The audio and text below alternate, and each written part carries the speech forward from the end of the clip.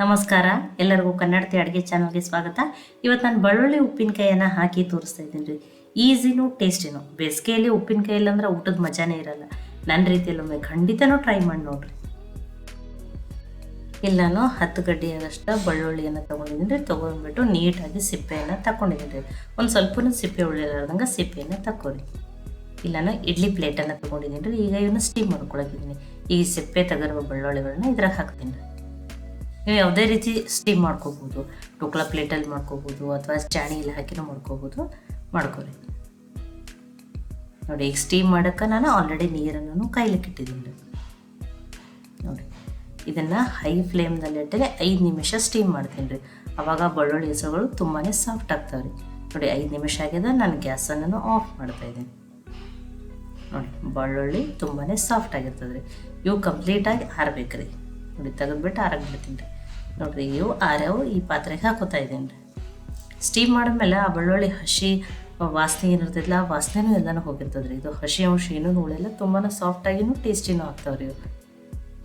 ನೋಡಿ, ಇದಕ್ಕೆ ಖಾರಕ್ಕಾಗಿ ನಾನು 1.5 ಸ್ಪೂನ್ ಆಗಷ್ಟು ರೆಡ್ ಚಿಲ್ಲಿ ಪೌಡ್ರನ್ನ ಹಾಕ್ತಾಯಿದ್ದೀನಿ. ಒಂದು ಅರ್ಧ ಸ್ಪೂನ್ ಆಗಷ್ಟು ಅರಿಶಿಣ, ರುಚಿಗೆ ತಕ್ಕಷ್ಟು ಉಪ್ಪು. ಉಪ್ಪಿನಕಾಯಿಗೆ ಸ್ವಲ್ಪ ಉಪ್ಪು ಜಾಸ್ತಿನೇ ಬೇಕು ರೀ. ಉಪ್ಪನ್ನು ನೋಡಿ ಕರೆಕ್ಟಾಗಿ ಹಾಕೋರಿ.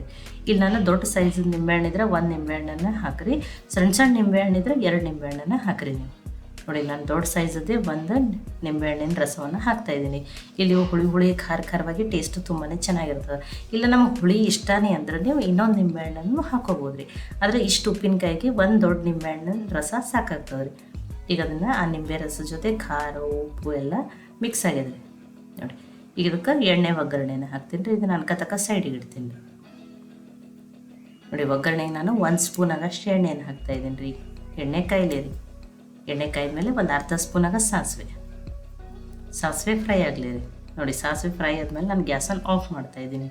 ಈ ಬಿಸಿ ಇರೋ ಎಣ್ಣೆಯಲ್ಲೇ 1/4 ಟೀ ಸ್ಪೂನ್ ಆಗಷ್ಟು ಮೆಂತ್ಯ ಕಾಳಿನ ಪುಡಿಯನ್ನು ಹಾಕ್ತಾಯಿದ್ದೀನಿ. ನಾನು ಅದನ್ನು ಪುಡಿ ಮಾಡಿ ಇಟ್ಕೊಂಡಿದ್ದೀನಿ. ಮತ್ತು ಹಸಿ ಮೆಂತ್ಯ ಕಾಳಿನ ಪುಡಿ ರೀ.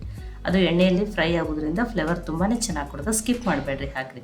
ಸ್ವಲ್ಪ ಇಂಗನ್ನು ಹಾಕ್ತಾಯಿದ್ದೀನಿ. ಅಷ್ಟೇ ಬಿಸಿ ಒಳಗೆ ಇಂಗು ಮತ್ತು ಆ ಮೆಂತ್ಯ ಪುಡಿ ಫ್ರೈ ಆಗ್ತದೆ ರೀ. ಈಗ ಈ ಒಗ್ಗರಣೆಯನ್ನು ಆ ಬೆಳ್ಳುಳ್ಳಿಗೆ ಹಾಕ್ಕೊಂಡ್ರಿ.